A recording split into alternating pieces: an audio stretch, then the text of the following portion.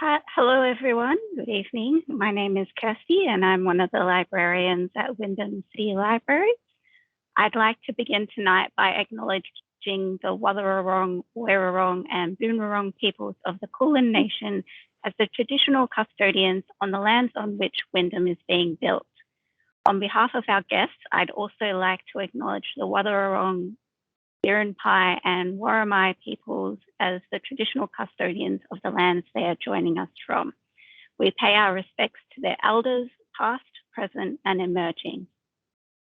Tonight, we are joined by authors and screenwriters Alli Sinclair and Kaneana May. Alli's newest book, The Codebreakers, introduces a group of Australian women codebreakers in World War II, and her previous titles include The Cinema at Starlight Creek and Burning Fields. Kaneana's newest book, All We Have Is Now, revolves around a modern group of friends, healers, and businesswomen, and her previous works include novel The One and TV script writing for shows including Home and Away. I'm excited to hear what they say, and we'll leave you now in their capable hands.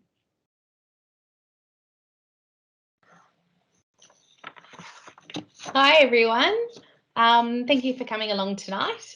And it's great to be having another chat with you, Kaneana. Oh, have you frozen? No. No, so I thought that there was a little trailer coming on for 15 seconds. Oh, oh, good. But maybe it's not. Lovely to talk to you, Alli. Yeah, and thanks everyone for coming along and joining us. And I hope you're all nice and warm and cozy. So I thought actually I might do a little bit of a longer bio with you, Kaneana, if that's all right. So she studied television production at university and she graduated with first-class honours in screenwriting. She went on to work in the script departments of Home and Away, All Saints and Headland. Kaneana has had 2 women's fiction novels published by Harlequin HarperCollins, The One in 2019 and All We Have Is Now in 2021. And I love them, they're fabulous. She lives in the mid-north coast of New South Wales with her husband, 3 kids and an energetic Labrador. She's currently working on her 3rd manuscript. So kind of busy, huh? Kind of busy. Yes, it's funny. I was listening to a podcast just recently of the male writer was just talking about what you wish you could get done before you had kids. If you had known. And I can relate to that. Yeah, if you realised how much time they were gonna suck out of your life. But yes, it's as you know, Alli, it's all a balancing act at the moment. But before we move along, I'm going to give a longer bio of Alli, who is a multi-award winning and best-selling author whose fact-based fiction explores little-known historical events. And don't say what. Alli's books have been voted into the top 100 Australian novels of all time. And when she's not writing novels, Alli is working on international film and TV projects as a screenwriter and a producer. And I can assure you, listeners, that she's always busy. Alli and I check in with each other every now and again, and she always has like 100 projects on the go. So she's balancing a lot of plates in the air, a lot of balls. Whatever she's balancing, there's a lot of them. Alli hosts the Writers at Sea cruise retreat for writers and presenters writing workshops internationally.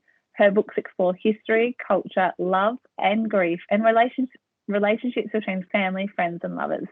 She captures the romance and thrill of discovering old and new worlds and loves taking readers on a journey of discovery.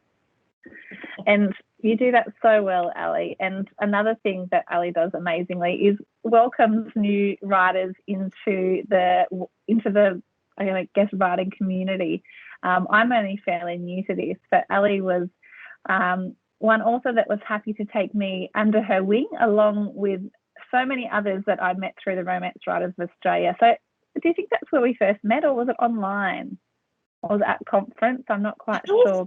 It's also intermingled because I think a lot of it, because there's almost, I think, nearly 1,000 members of the Romance Writers Association, and we all mix outside of that organisation as well. So it would have been somewhere along the line we've crossed paths, and but it's great to see that the journey that you've taken, and how it's all evolved since your first book. It's really cool to be able to watch it. Oh, thank you. Yes, it's for so many years as an aspiring writer, you're watching from the outside, not really knowing exactly how it all works on the inside. And if there are any aspiring authors with us tonight, I would definitely recommend joining the Romance Writers of Australia. They have the organisation offers so much. They've got support, always supportive members. There's opportunities like contests and online forums. And it was actually at my very first romance writers conference, that I did pitch my first book, The One, and was lucky enough to get a deal from that. So I definitely owe them a big thanks. So it's a great organisation to get into. Yeah, and it's good actually because they embrace authors of any genre. I mean, a lot of authors are romance authors, but my brother is a writer as well, and he writes what he calls explodey fiction. So he writes spy books, so there's lots of explosions and car chases and whatnot. But he has benefited so much as well, just just hanging out with other writers and kind of meeting your tribe, I guess, and finding that support, which is really cool. So yeah, if there are aspiring writers out there, definitely worth looking into for sure. But Kaneana, with the books that you write, can you maybe show or tell us a bit more about the kind of stories that you love to write? Yes, well, I think I write stories that I would want to read is the biggest thing. I have always wanted, even when I was younger, and I didn't even know at this stage that I wanted to be a writer, but I used to always have these little books that I would tinker away in, and I'm talking like primary school age. I remember distinctly this black one with a red around the edges, and I'd carry it around, and I just used to write stories about friends. And so I think as I've grown, my stories have just grown, and usually they've just grown with age, essentially. I've got too many scripts that are on my computer that will never see the light of day, I imagine. I tried to get them published and all that kind of thing, but I think that they were just my practice manuscripts. But one was a young adult, the next one was a new adult, and then I went to The One, and the characters in The One are a little bit younger than the characters in All We Have Is Now. So I must just keep slowly getting older to where I'm at, go, this is what I want to write about, issues that are facing myself and friends of mine and people. I love women's issues. I know lots of people don't generally, well, there's some people have a really big aversion to the title women's fiction. I don't. I usually go, I'm probably going to love that book. But I love reading about how women are working their way in the world, about strong women, about women's relationships with friends, husbands, parents, children, all that kind of thing. I love exploring all that. So my stories so far have always had romance in them, but I wouldn't say, especially in All We Have Is Now, that's not the main thrust of the storyline. It's just an outer part of it. Each of my three main characters has a love interest, but it's more about the friendship in this. This is my latest one here. All We Have Is Now. I love that cover. It's gorgeous. Yes, I was very happy with this cover. So this was my debut, The One, and that's how it originally looked when it came out. But they've since released it in the smaller version, which is made into Better Readings Top 100. So it's in Big W's across Australia for the moment, and only for $12 at the moment, which is great, isn't it, for the whole year? And then they match now. They're very pretty and match. Gorgeous. Yeah. What about you, Alli? Can you tell us a little bit more about the types of stories that you write? Yeah, I'm definitely drawn to historical stories. But like you, I love writing about strong females. Finding their way in the world, finding out about themselves, and also changing the world around them and making it a better place as well. And yeah, I think also the historical settings are really important to me as well. I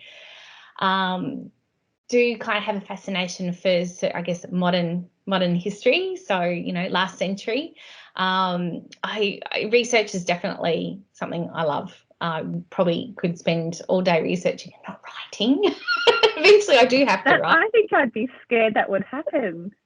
Because I take my hats off to anyone that puts the historical element in it, because it's amazing how much fact is within the story. But yeah, I think that I would get lost very easily. Yeah, and I'm also petrified of getting something wrong. So yeah. I'm triple checking things all the time. So it does take me a lot longer to write.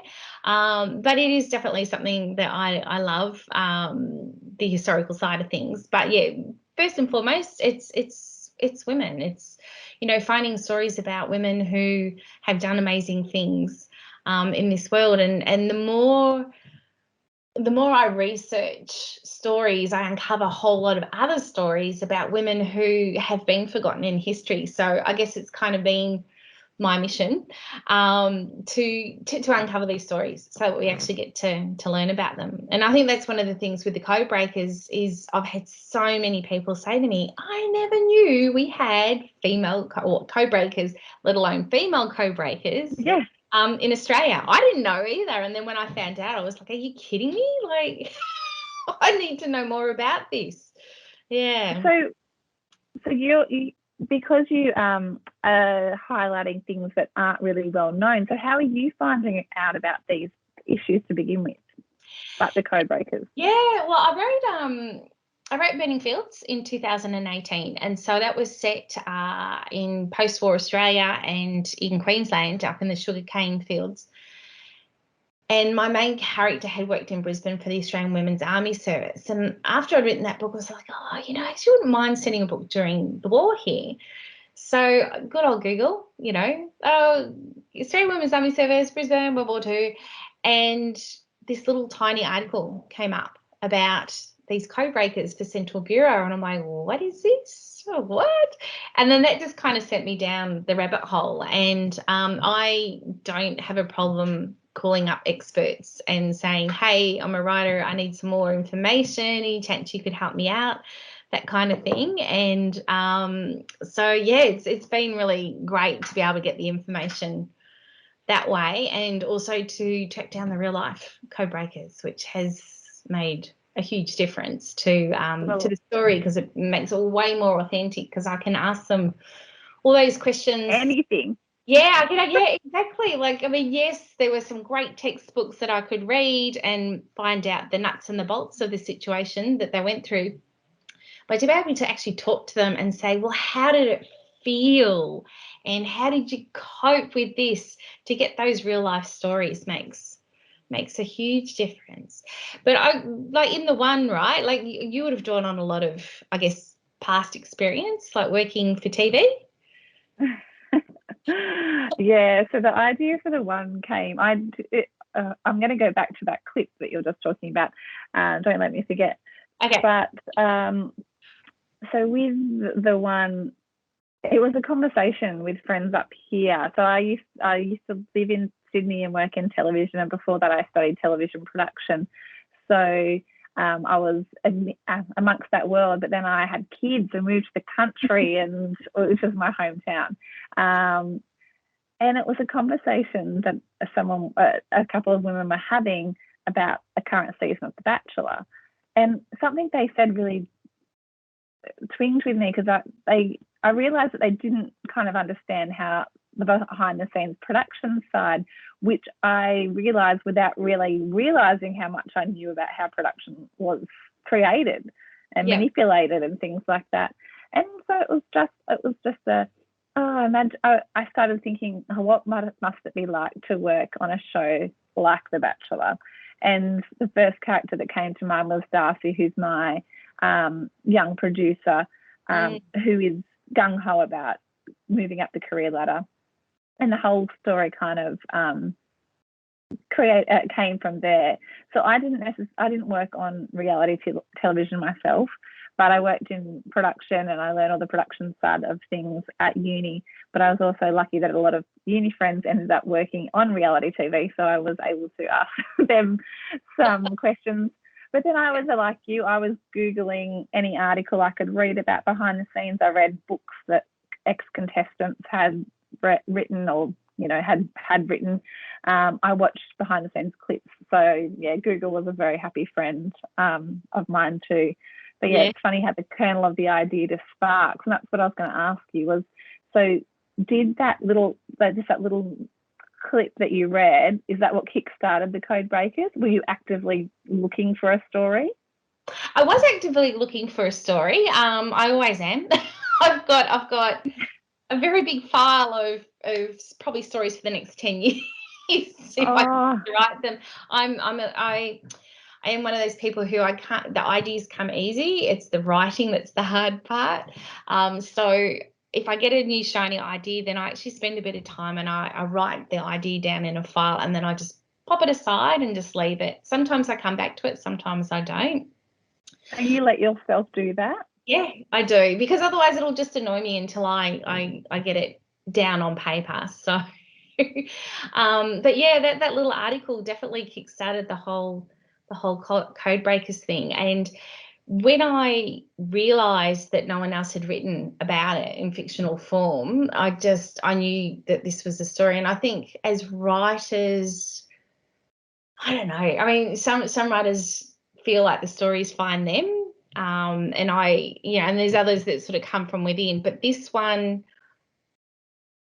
from the minute I found out about it, I kind of felt like I had a bit of ownership on it. Do you know what I mean? It was kind of like, this is my story, no one else's. Stay away. Yeah. So, but it kicked off a couple of years of research. I got to speak to a lot of the members of Central Bureau who are all in their 90s. So Central Bureau was the code or the intelligence organisation that was in a mansion in a very nice leafy suburb of Brisbane. And the women worked out in the garage out the back, breaking codes and working with Bletchley Park and intercepting Japanese Morse code and those sorts of things. So it was quite almost fantastical that this actually existed and we didn't know about it. So that once I got wind of that, there was no way I was going to let that one go at all. I bet. So with your main character, Ellie, did she come to you fully formed, or did you decide what kind of qualities you wanted your main character to have? How did you go about bringing her to life? She did come to me fully formed because I had gotten to know there's 3 remaining female Codebreakers, and I had spent a long time interviewing them over, a year and getting to know them and learning about their life stories. So I think when I started writing Ellie, I kind of took all the elements, because there were a few common threads with the women, because they were all from the country. They were from very, conservative families. They had never lived away from home. They were in Brisbane for the first time. And of course, there's 100,000, international troops in Brisbane. They had fun between the hubs. But they were also very trustworthy people. And so there were quite a few common elements that I knew that Ellie had to have, because that just seemed to be, what the army was looking for with these women. So she did come fully formed. There were a few times when she surprised me as well, but that's the joy of writing too. But what about your characters in All We Have Is Now? Like, how did you go with your characters? Did they come fully formed, or where did the idea come from? Well, I think for All We Have Is Now, the setting was what came first, and it was kind of a conscious decision, because I had been the previous book in the one working on this, behind the scenes of the reality show. It was kind of like, bright lights and a little bit intense, because it was on. Felt very busy with what was happening on the camera and behind the camera and making sure I could cover all of that I personally wanted to have a bit of a calmer and kinder story, because it's a long time to be involved in that story, especially when I'm at that stage. When I started writing the one, I've got 3 kids. My youngest was only 4 months old, so I was balancing writing very, very small snippets, but so constantly thinking about it, but just getting it down. So I wanted to really, wanted to make sure that I wanted to go into a bit of a calmer environment. And so I think I was just thinking about what I could do. And so by the time I was starting to write this second book, my youngest, who was now 2, and she was going to a preschool that was an hour round trip from here. So instead of coming home, I would go to the local library, which is Mid Coast Libraries in Taree. So I would drive her into town, and then I'd go to the library, and I started doing some research. So I was flipping through magazines, and I was attracted to all these wellness magazines, and I started thinking about creating a wellness centre, which I had coincidentally been to a wellness centre years before out at Wingham, which is another local town, which is where I set my fictional Healing Hands is my wellness centre that I created. It wasn't that, but I kind of got the idea from there. And Wingham's a little bit alternative, and it really likes to be able to embrace the different, and it felt like the perfect place to kind of set this story. So it was the setting for me that came first, and then I was looking at what kind of characters do I need, what services do I want the 3 women to offer, which kind of affected their characters as well. Sorry, Kirsty, in here to jump in. Yes, I just thought while you were talking about your process of developing the novel, we had a question that kind of fed into that a little bit. So Faye is asking Kaneana, how did you go about transitioning from writing the screen to writing kind of prose novels? Faye's produced and written work for community theatre for many years, and has suddenly found herself, sorry, I'm making an assumption, starting to write historical family mystery novels. So I was wondering if you could let us know a bit. The process, it's hard to think about what actually happened, because when I was writing for Home and Away, I was still interested in writing novels back then. So it wasn't ever something completely separate. I did all creative writing subjects at uni, and sometimes we would have to do screenplays, but other times we would have to do prose fiction. So I think it was something that I kind of learnt at the same time, hand in hand, and just would learn the craft differently. And yeah, it is vastly different, I know that. And I think now, because I've been writing the manuscripts, if you got me to do a screenplay, I would probably struggle to some extent and have to write it and then delete heaps of facts out that you don't need in a screenplay. But I always also, when I started working in TV, was doing courses with Writing New South Wales, or back then it was New South Wales Writer Centre, because at that stage I wanted to write for young adults, because I was only just in my early 20s and I still hadn't left that age group. So I was still really heavily working and trying to learn that craft as well. So I don't know if I've got exact tips on how to move from it, because it was something that I kind of learnt simultaneously, and it was just more, as I said, I've got two scripts that 2 manuscripts that are just on my computer, and I think they were my practice ones. So I had heavily worked on the screenplays, but then I started writing seriously when I had my first child, and would write in sleep time, and it was me writing stories, and it was just me outpouring and trying to figure it out. So I think it was just more practice than anything. Yeah, well, I've got 3 manuscripts sitting on my computer. Will never see the light of day. And same, I played with genres as well. I think the first was very Bridget Jones-ish. The second one was women's fiction, but I haven't read it now. I was actually thinking about it the other day, and I'm thinking, yeah, I can see why that never got got the attention of an editor. And then the other one was more like an action adventure, Indiana Jones type one. But yeah, it takes a while to, I guess, find what fits. But I've only taken up screenwriting in the last couple of years, and yeah, they're totally different animals. But I think that also the commonality is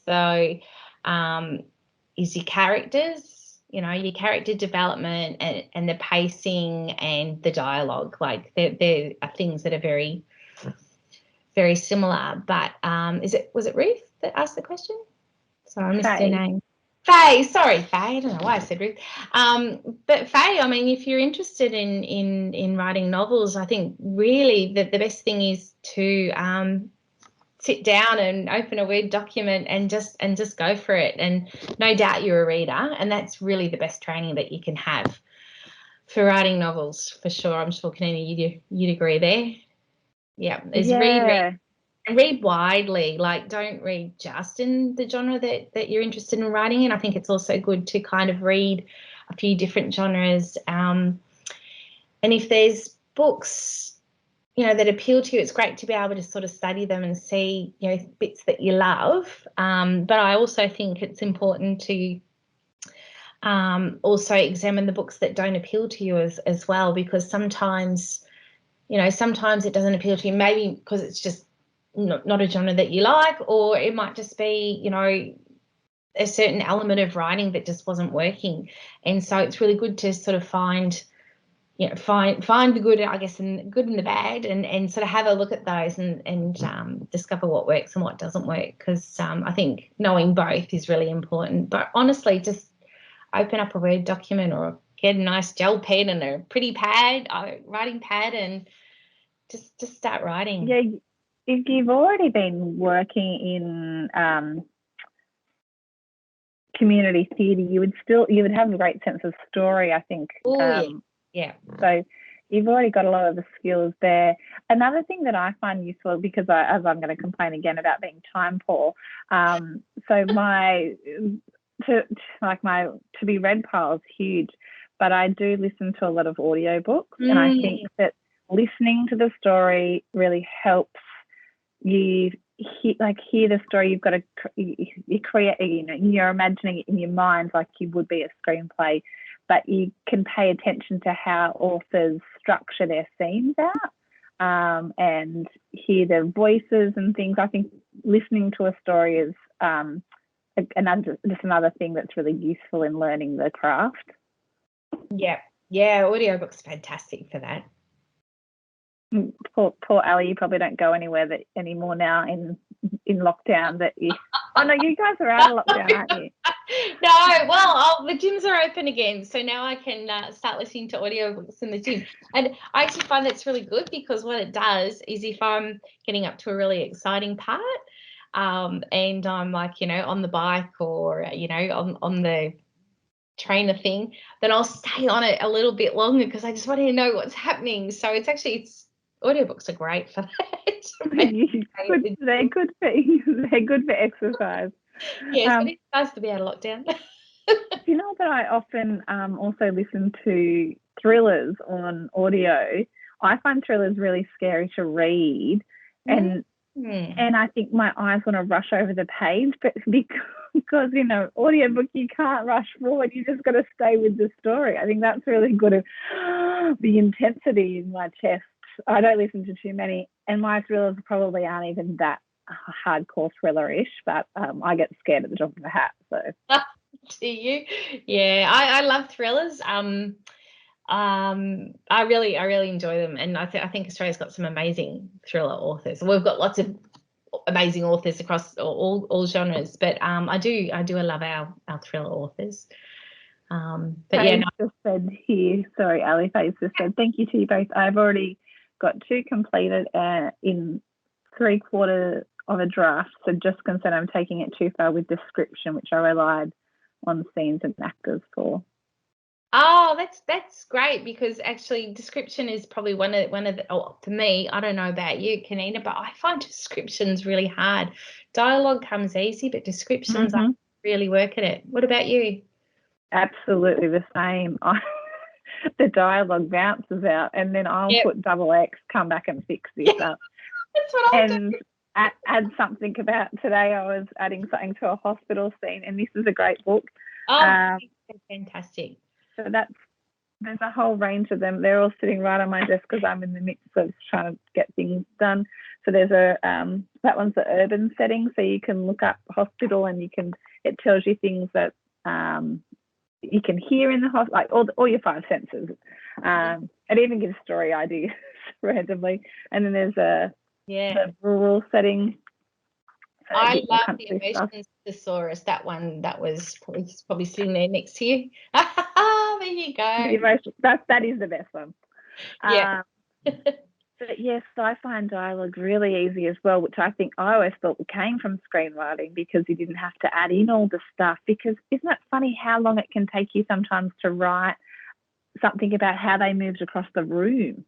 Oh. You're like, oh. But how many times can you describe the same action in a different way? Yeah.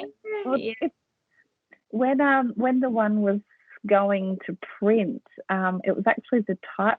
Is that the last person that's looking at it? That's a proofreader. Proofreader, of course. The proofreader picked up that I had used the word stomach 87 times, and so that was flagged to me. My editor hadn't picked it up, and she said, "Oh, look, I don't really think it's a problem, but I thought I should pass on if you want to relook at it." And so I was like, stomach? That characters are feeling sick to the stomach, or they felt something in the pit of their stomach, or dropped to their stomach, or even there was things like a hand tracing along the stomach, things like that. But I went, oh my gosh. But it is. I think every writer I know has, and it depends on the book, but we all have like our favourite phrase or word that we use in that particular book, like in the early drafts.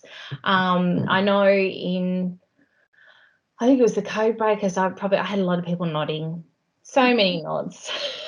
So I had to go back and change that. That's where those thesaurus books are really fantastic. But I think just about every writer I know has a pet word. I'm working on a new manuscript at the moment, but I'm not far enough in yet to find out what my pet phrase is yet. I'm sure I'll find it. Yeah, I know. Isn't it funny when you read back, you go, oh, there it is again. Yeah. Or if it's 3 times in the same scene, you're thinking, what was I thinking? Yeah. Cassie's written here for both Alli and Kaneana, talking about writing. How do you pick your subplots? So, Alli, I'll let you go first to your subplots. Oh, that's a really good question. When I plot, my outline's usually about at least 10, 12 pages, which for the people who love to write by the seat of their pants and not plot, it just freaks them out that I could go into that much detail, but I need it. So that's kind of for the main story, and then I find that the subplots often kind of just surface. I actually don't plan those ones out so much. And so this new book I'm writing at the moment, this woman's turned up on the page. I'm like, who are you? Like, what are you doing here? But I know there's going to be something, like there's a reason that she's there, and I haven't figured out what it is yet, but I think it will sort of be like a secondary plot. And she'll actually end up being, a major, if it makes sense, a major secondary character, and have quite an important relationship with my main character. But so often I don't plan them out. They come, or sometimes I'm researching and I find another story that's I can weave in with the main story as well. So sometimes they're just happy accidents. Yeah, I guess you'll definitely have to come to do with the historical element, and therefore it's time specific as well. Absolutely. Yep. Yeah. What about you? It's funny because I did for All We Have Is Now, one of the main stories, which I don't talk about in any of these chats because it's something that happens halfway through the story, but it's a massive thread of my story. But I knew that I needed to kind of balance it out with other subplots. But so I actively did go looking for subplots about what I wanted. So there's 3 women, Olive, Elsie and Bree, and they're all very different women, which I guess we should talk about that too, Ali, how we write different voices, because that's something that you're always told when you are learning writing, that, you know, how are these 3 women, how do you make them sound different and have different kind of voices. So I know in All We Have Is Now, I've purposely made my ages a little bit different. They're not too much, but just a little bit to give me an allowance of you know, of age and maturity, and therefore a bit of what they're interested in, you know, as well. But sometimes that is difficult to make sure that, like, they're all in for myself, they were all in the wellness world. They all kind of had you know, a shared vision of healing and peace and all that kind of thing, but you need to make them all very different. So I had someone that was a Pilates teacher, one that was a nutritionist, and one that was a counsellor. So they all had their storylines that interlinked within their within the business, but I also, which is something that I think about in terms of scenes from script writing, is that I know that I need scenes that aren't in the business place. I need scenes to be happening elsewhere. So then I had to think about what their family lives were like, and really kind of fleshed out what their family looked like and what that dynamic could offer, or what kind of. So one of them has an Alzheimer's storyline of a mother that's suffering Alzheimer's, and that's just a story that, a subject I should say, that is just close to my heart because my grandmother had that, and so I watched it as a granddaughter. And I've often thought about how hard that must have been for my mum and all her siblings to watch their mum kind of there in front of them, but not there in front of them emotionally. So that was something that I wanted to explore. So I went on a lot of forums, and then you can read so many articles about that thing, so these elements. So that's why I get so impressed with historical, because I can draw myself out at some point, but I think with historical, I just keep digging deeper and deeper and get stuck. I don't know where the roof is anymore. So another storyline I did was addiction, because obviously you need there to be drama. You can't have all these happy family lives at home. You need there to be something that's going to be challenging your character, and something that they're going up against, and something antagonizing them. So you are looking for subplots, but for me, it's something that so far, because I'm not that, you know, I've only got the 2 books out, it's things that I've been interested in enough to want to research. So I don't know how you go when you've got 10 books under the belt and you've covered a lot of your topics. It's interesting. I was plotting another story the other day that was just, you know, not going to leave me alone until I actually started writing it down. And I think because I do write very similar characters, even though they're all in different situations and different time frames and those sorts of things, but, you know, there are always these things that they have in common, that they're strong, they're sort of pretty much ahead of their time, that, you know, they're quite independent thinkers. You know, they all want, you know, to change the world, to make it a better place. So there's a lot of, I guess, personality traits that I really love in my characters, and you want your readers to be rooting for your characters too, in that. Absolutely. So when I was doing this outline the other day, and I looked at it and I went, okay, I really need to change it up somehow, because it was starting to sound like other characters, and, you know, in other stories. So there does come a time where you just, I have a really great character questionnaire sheet that I use. I don't know if you use those at all. So I actually do it, give it to my students in my workshops as well when we do character development. And instead of asking, you know, what colour hair do they have, what colour eyes, those sorts of things, it's more things like, you know, when you walk into a room, what's the first thing you see? Which you think, oh, yeah, that's nothing much. But when I was doing the cinema at Starlight Creek, my main character in the 1994 story, because it's set in 1952 Hollywood and 1994 in Queensland, she's a location assistant. So for her, when she walks into a room, like she's assessing everything, how the light comes through the window, and how a camera crew could move around the space and all those sorts of things.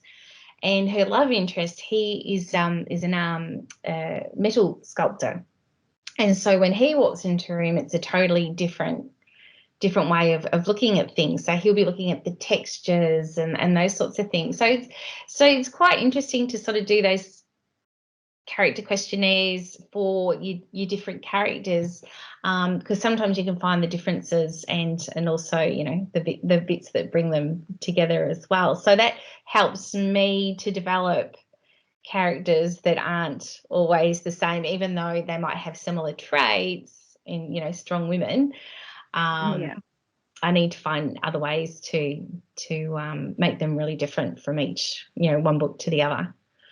Yeah. Well, it's funny. One of the characters in all we have is now Bree.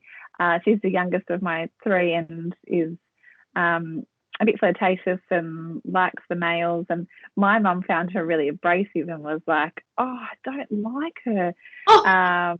But my sister read it, and she's my younger sister too, and she was like, "No, I love her. She's got so much energy." So it was something that you have to go sometimes, oh, well, who's like one person might appeal to someone that mightn't appeal to another, but just have to go with it. I felt that she was the right person to the story, and didn't want to make it too similar to the other two. So felt like, no, I have to make her quite strong in what she's like to try and get their voices different. We've got another question here, Alli. Oh, cool. From Isabel. She says, did you follow a standard formula when starting out? I'm a super beginner and I'm learning towards things like strict story arcs, etc. Did you, when you were starting out, did you when I plot it out? Yeah, oh gosh, no, my first one. Wow. First published one, we'll say.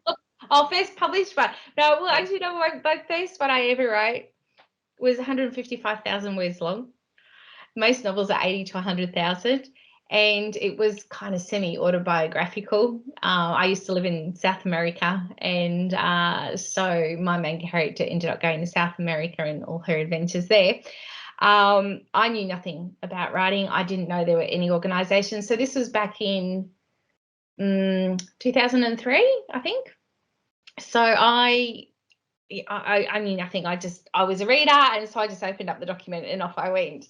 And then it wasn't until probably about 2 years later, and I was introduced to someone who was an author and who was a member of RWA, and she said, "Oh no, there's organisations. You can go and learn the craft." I'm like, "What?" I didn't know this existed. So it opened up a whole new world. Whoa, opened up a whole new world. And so yeah, I mean, I did study the craft, but I think also I think you can study and write at the same time. I think some people think, oh, you have to know the craft before you can write. No, I don't think so. I think if you've got a story, just get it down on the page, and then you can learn the technical side of things, as you're writing or afterwards before you do your next edit. But yeah, you don't want to bog yourself down by only reading craft books and not actually writing, because I know a couple of people who do that. I buy craft books but then don't read them. Yeah, it's lovely and shiny, and I use the ones I was just showing, but actual craft books or I'll find that I'll be reading like chapter 2 and then something starts and then I go off and write instead of keep reading. Yeah. Well, I'm going to go and grab a really good craft book. I want to show people. Hang on. Keep going. I was just going to say that I didn't follow a strict story arc, but I think I was lucky because when I was working in television, I got a really big hands-on experience of working in the script departments and in the story rooms. So I was learning the feel of story, I think. So I was learning about where to place commercial breaks and how stories had to be interwoven together and how much to reveal before moving on. So I think now, often even when I'm creating scenes for myself, I keep thinking, oh, I need to break here, I need to break away, or I need to add a little bit of a teaser so that they will want to keep pushing forward in the story. So for me, it was about learning the feel of the story, which I think also happens when you're reading books all the time, when you're listening to audiobooks, even when you're watching movies and TV shows. It's all about learning the feel of the story for me. Yeah, I often will be lying on the couch watching a movie and husband will be like, oh, doing some research, are we? I'm like, yeah, just, trying to learn this character arc. But this book is my go-to. I don't think it's in print anymore, but you can get it as an ebook, but the library might actually even have a copy. To me, I've seen that one before. You have or haven't? Yeah, I have. Yeah, to me, it's the only craft book to read. It talks about goal, motivation, and conflict, and once you understand it, I mean, like we as readers and viewers and writers, we all kind of know it, but don't know we know it, if that makes sense. So like when you're reading a scene and something's not quite working, well, it's usually because we don't know what the character's goals are or why they want those goals, or what the problem is to stop them from getting those goals. And so this book kind of dives into it, but it uses movies as examples, which is always a great thing. And it actually focuses on the Wizard of Oz. And yes, you will never look at it the same again. But for any writers out there, that's a really, really, really good craft book to I have. think I must have done a workshop with someone that's used it, because I've filled out the goal, motivation, conflict forms before. But for those that, oh, my ear. For those of you that don't really understand what that means, is kind of like, for an example, for one of my books is that the character of Olive wants the secret, wants her past to stay hidden. She doesn't want people to know anything about her past. And the motivation for that is that she doesn't want to deal with the emotional side of that she feels if she talks about that, she will break down. And the conflict is that someone walks in from her childhood who can unravel the whole secret. So it's just, you need to have them have a goal, and that's something, and you've got to have a valid reason for why they're motivated to want that goal, but then you've got to have some conflict to get in the way. And so you can do that for every scene, essentially, can't you, Alli? Absolutely. Yeah. Yeah, I always find if I'm writing a scene and it's not working for me, I go back and I start looking at the goal, the motivation, the conflict, and always I can find that missing piece of the puzzle. So, yeah. Isabel's gone on to say there's a lot of ideas. Do you plot it all out first in order, then flesh it out further? From to a certain extent, you're outlining. Oh yeah, no, I'm really comprehensive about it. Like it's in a lot of detail, and I'll say this because I know people just go what, but I lived in South America for a long time, so I'm fluent in Spanish, and I find that when I'm first thinking of an idea, I actually get my nice little favourite gel pens and nice writing pad, and I actually start writing down my ideas in Spanish, and I don't know why, but I think it just flicks off another side of my brain that just kind of frees up my brain, so that the inner editor is not going, oh no, that's not going to work, blah blah blah, and it's just using a different part of my brain. And so then of course translate it into English, but yeah, I mean my plots are usually, like, my outlines are probably 10 to 12 pages, but it's also been really helpful as well, because I've actually sold books off like a 5-page outline, which can come in handy instead of having to write the whole thing to begin with. Eventually you have to write it. So what about you? Yes, Alli. I'm definitely doing that next time, because I don't do that at all. You would think that working in TV I would be a huge plotter, and I do plot to some extent, However, I think because in TV, and when I was learning in TV, I imagine it's quite different now because commercial breaks were huge when I was there, which you don't essentially have anymore. I imagine they plot them to some extent, but they wouldn't have had the pressure on them that they did back then for people to come back after the ad break. So you'd always have really big scenes or cliffhangers, smaller cliffhanger, like a big cliffhanger at the end, but then there's smaller dramatic arcs throughout so that people would come back. So often I'll get these scenes that I kind of think about as spotlight scenes, and I'll write the spotlight scene because that's something that's come to me. And I think this has also come because of when I was writing with small children, I would only have a very certain snap time. So it'd be this idea, I've got to get this idea down. And then so I would go next time, I should probably see such and such in earlier so that it kind of is, pulling a thread through that you're going to see later. And then you go, and then I should add this coming later, which is all kind of like the plotting of television is pulling this thread all the way through. So I would go back and forth, and then something would happen in that scene. I think, if I do that in, the scene before or the scene after, and just kind of, I move around like that like crazy, which is not something that you should do, I don't think. I don't know. It works for some people. My brother, he writes like that. He will, he has a little bit of an idea as to what he's going to write about, and then he will just write scene 20 first, and then write scene 1 next, and then scene 13, and then 43. And I don't know how he does it, but it's the only way he can do it. It drives me nuts thinking about how he does it. It drives him nuts thinking about how I'm so linear and have to.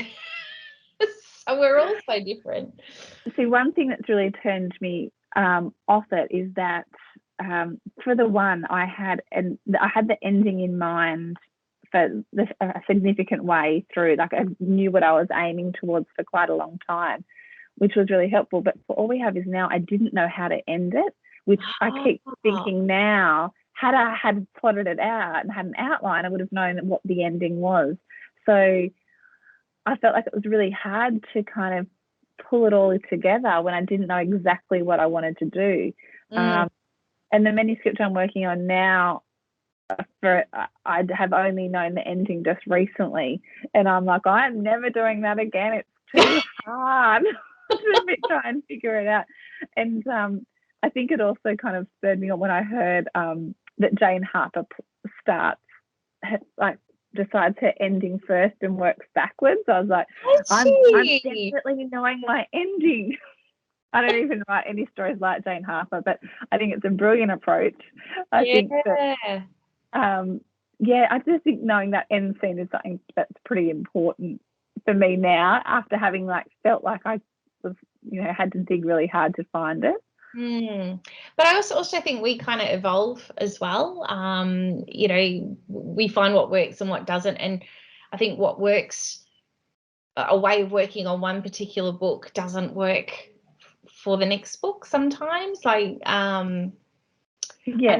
probably true. Yeah, with Lunar Tango, so a lot of my books are dual timeline, and so with Lunar Tango, what I did was I would write, 2 chapters of the contemporary story, then the chapter of the historical story. So I kind of wrote it as it is in the book, the finished book, and that worked really well. But then when I went to write Under the Spanish Stars, the next one, which is also dual timeline, I found I couldn't do that. So I actually just wrote the 1940s story, and then I just wrote the contemporary story. And then what I did, once I had those, then I kind of wove them all together and, alternated the chapters and tweaked it a little bit.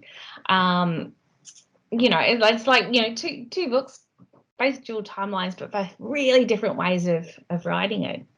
Yeah, I just saw Isabel actually has kind of added to a question.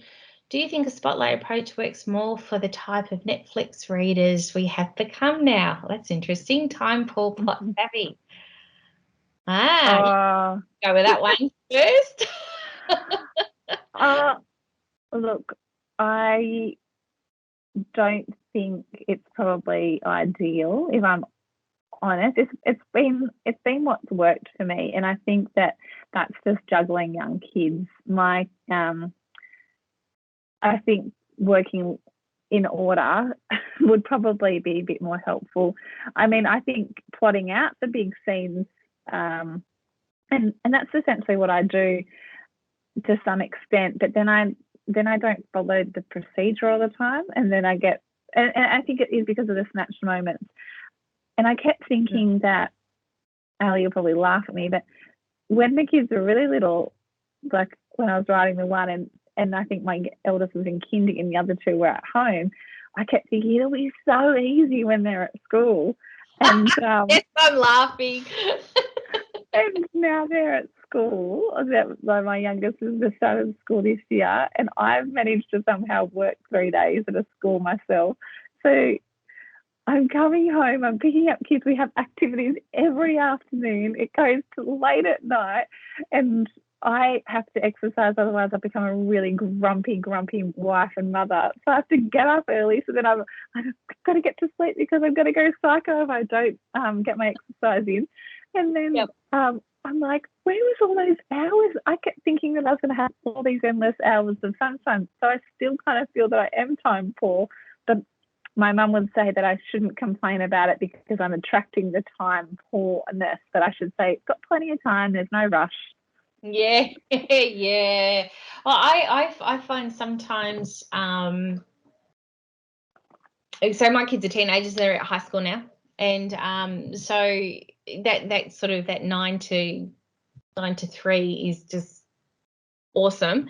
But I also think sometimes, because I do have that time, I can waste it going down that research hole, and and that sort of thing. So I've been using the Pomodoro method. Don't know if you've heard of it before. It's brilliant. So the idea behind it is that as adults, we can kind of concentrate for 25 minutes on one project and not get distracted, and we can be really productive in those 25 minutes or half hour or whatever. Then you have a 5-minute break. So it's kind of like writing sprints, and it's like, not getting distracted by email, not just getting distracted by, I need to go and research such and such. Like if you need to research something, you write it down and then you allow that time for researching later. And I find when I do this Pomodoro method, which kind of developed like, you're way too young to remember, but some of you out there might remember it. In the 70s, they had, it was an egg timer, but it was actually in the shape of a tomato, and of course Italian for tomatoes, Pomodoro. And so I don't know why they started it. That, I guess it's just the egg timer business, but and it works really, really, really well. And I found for me it gets me focused, and I actually utilize my time in much better ways. Is it might be, I mean, this idea might be off it, but I know when I was recently trying to finish, she's good. I was recently trying to finish this manuscript that I'm still trying to finish, but I'm much closer than I was. But I had heard, I'd heard Sally Hepworth say that she was doing the Nifty 350, which she had another writer she had copied that from, and saying that she was being productive with this, getting 350 words done, rather than saying, I want to write 2,000 words today, I'm just going to do them in 350 word sprints, which I've never done before, but I was doing it earlier this year because I was feeling really overwhelmed with not having enough time. But if I'd write it in my diary 350 with a tick, and then over the week I was noticing that I was getting a lot more words than I would have without making myself accountable. So I guess it's kind of that same, instead of going, I've only got 25 minutes, you're like, I've got 25 minutes. And I was like, I've got 25 minutes, I could probably get 350 words done, rather than thinking, I've got to pick the kids up in 25 minutes, I shouldn't start anything. Like, exactly. And I think that's the thing is with writing, it's such a mental game. I used to work as a mountain climber, and they always say that climbing a mountain is 80% mental and 20% physical. It's very, very true. And I think with writing as well, it's it can be quite a mental game, you know, like just changing the wording. Yes, like you said before, you know, oh, I've only got 25 minutes before I pick up the kids. It's like, oh yeah, I've got 25 minutes, I can get my 350 done. So it's it's quite interesting how it all really boils down to words, I guess, you know, and how we use them. Yeah, Isabel said here, do you ever work to word count goals in a tomato session? So do you normally goal? Yeah, I set out, I can usually, for me, on a first draft, 2,000 words a day is usually what I aim for when I'm working on a new manuscript. And I know that will take me usually about 4 tomato sessions.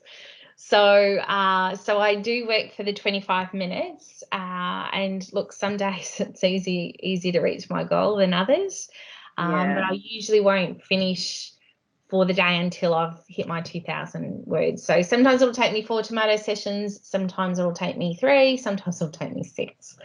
But I'm quite pedantic about hitting those goals. But look, I also recognize that there are some days where you're not going to get anything done because you got to go and pick up your kid from school because they're score. The plumbers. Well, last Friday I spent 7 hours at a zone athletics carnival. Yeah, there's all those things. I did the same when I was writing. I think it's the manuscript that I'm working on now, but it might have been all we have is now 2. I would have the 2,000 word goal. And then on a really good day when I had 6 hours, I could sometimes get like 3.5, 4. But then if that happened, I would find that the next day would be a really low day. Yeah. Like it was like I'd used all those words. It was bizarre how I kept thinking I'm going to be so ahead, and then I would just some reason just wasn't in the right mind frame, or felt burnt out, or just couldn't get it down. But yeah, I was aiming for 2,000, which I mean sometimes I didn't reach because life.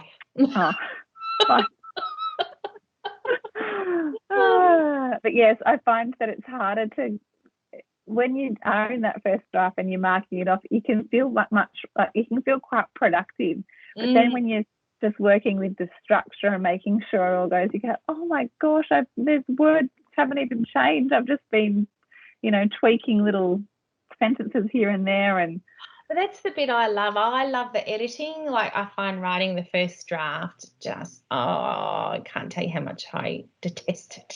The first draft is just so painful. What about you?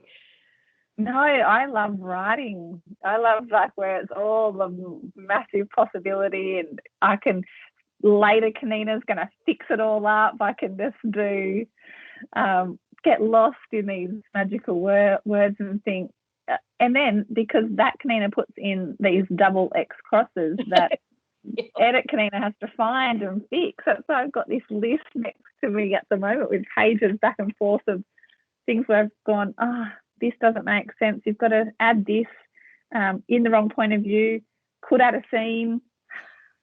Yeah, add this at such and such. Yep, add.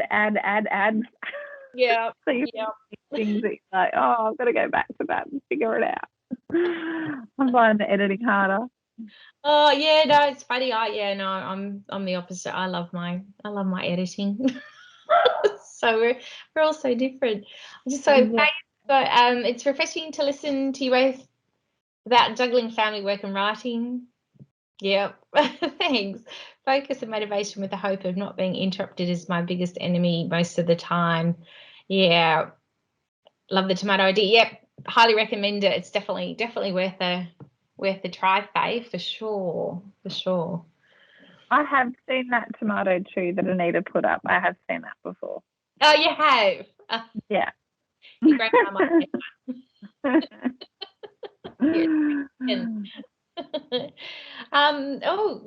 gosh, it's 8:40. Does anyone else have any other questions that they would like to add in?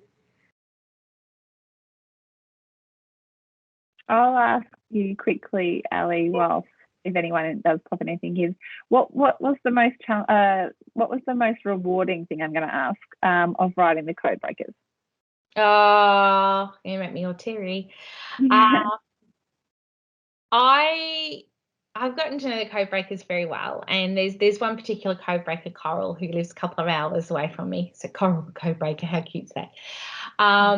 She's kind of become like my grandma. So I lost my grandparents quite a few years ago, and I've always missed not having them around. And I think that's why I also write a lot of grandmother stories as well. So when I sent a copy of the Codebreakers to my Codebreakers and to get their feedback and everything before it was released, and then Coral rang me up and she was crying. And I said, "Oh, you're okay?" And she goes, "Oh, I've just finished it." And I said, "Oh, is it okay?" And she goes, "Oh, I loved it." She goes, "I was back as being a 19-year-old in love again."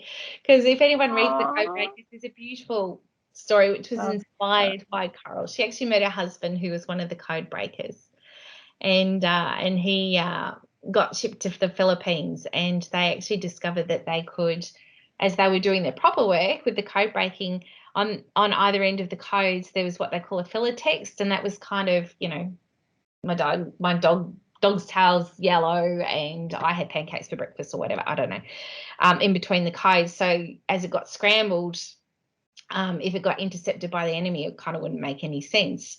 And so they realized that they could actually send little messages to each other through the code. The code on either side of the real code. I do love that. I know, and it is just such a beautiful story. But every time she talks about her husband Sandy, it's like this, 19-year-old falling in love again. So for me, the most special thing was to have the real life Codebreakers read it and love it, because if they didn't love it, then I don't know what I would have done, to be honest, because anyway, but no, they did, and that to me was definitely the most special part of the Codebreakers as well, and them getting their time in the limelight as well, because they've been interviewed on the project, they've had stories in Women's Day, and so they're really just loving the limelight at 96. They're finally getting their time in the sun, which is really, really cool. It's so good they hung on, isn't it? Because I've heard you speak about it before, and I just thought, I just hope that you're going to talk about Coral, because I love that story. It's just so special. Oh, and yeah. she must just be, so touched that you took so much time to really create the perfect story and really do it all justice as well. Yeah, absolutely. I really, and I think that was the thing. Like, once I met them and they were really supportive of me writing this story, I then kind of ended up feeling like I was a bit of the caretaker for their story, and it was really interesting writing a book and having that pressure that I put on myself to really do their story justice, because it was just too important to get it wrong. So I really, really, really wanted them to be, happy with the story. And but just quickly, like when the project came to film, and I was with Coral, and we're leaving, and I'm leaving with the camera crew, and she's in a retirement village, and at her door, kind of like at the top of her voice, she goes, goodbye, my camera crew. So like, she's quite a celebrity now. Oh, her time in the spotlight. Yeah. Well, what about you? With All We Have Is Now, what's been the best part of the book for you? There is definitely the best part for me, but it links to the part of the story that I don't speak about in these.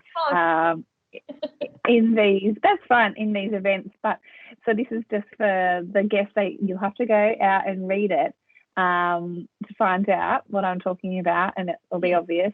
But the book is dedicated to some really special people, which link in with that story, and that whole process was really emotional and definitely the most rewarding and very special. I don't think will always be really special to my heart, this story. Oh no, I've got you know. goosebumps. Oh, yeah. Yeah, so definitely very rewarding. It's so nice to have it out in the world, isn't it, Ali? And then you just move on to the next story. Yeah, that's right. I know. There's always a new story, vying for our attention. But yeah, which is, I think that's one of the beauties of what we do is that we get to immerse ourselves in different worlds and meet lots of different characters, and then also, when it's not COVID stuff going on, is also, to meet readers and hear their stories as well, and it's really great. Absolutely. Yes, we're very, very lucky.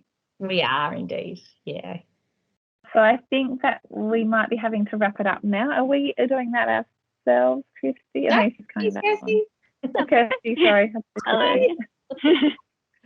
Thank you so much for tonight. This has been a wonderful talk, and you've been so generous with your time.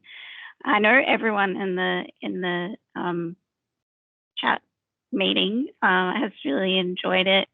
Thank you everyone for coming tonight.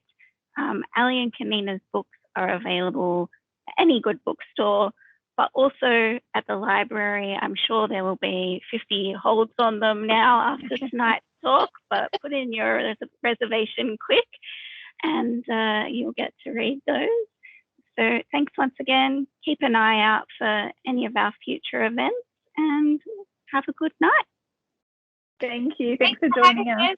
Thanks for joining us, everyone.